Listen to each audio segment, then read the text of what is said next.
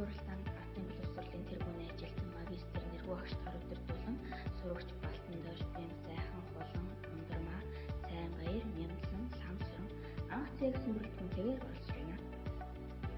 3 сарын 1-ээс хэрэгжиж эхэлсэн хуулийн хүрээнд Даван хотын загварын уралдаан сумын оёд хотын гүн зохион байгуулсан. Үүнд цэвэл сүрэн эгчийн торны загвар тэргүүлэн бидэнд өөрийн загварын уутны хийх аргыг зааж өгснөөр бидний уутны үйлдвэрлэлийн эхлэл тавигдсан билээ.